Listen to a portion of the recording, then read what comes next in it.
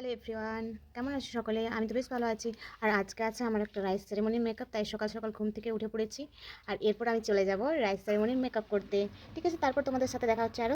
তো ততক্ষণ তোমরা ভিডিওটা দেখতে থাকো।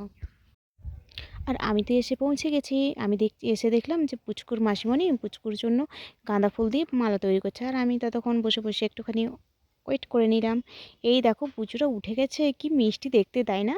তোমরা দেখো একটুখানি, কি মিষ্টি দেখতে।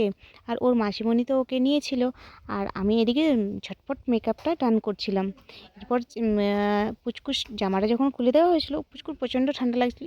ইস, কি পুতুলের মতো দেখতে, দেখো খুব সুন্দর লাগছে, একদম পুতুলের মতো। তাই এর ভিডিও বেশি করেছি। আর এই যে একজন, এ আমাকে বড্ড জ্বালাচ্ছিল, কিন্তু একদম পায়ের কাছে কাছে চলে আসছিল, আর আমার খুব ভয় লাগছিল।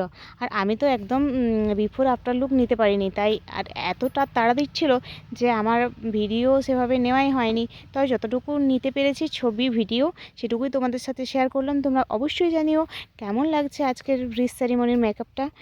আর টাটা, আজকের মতো।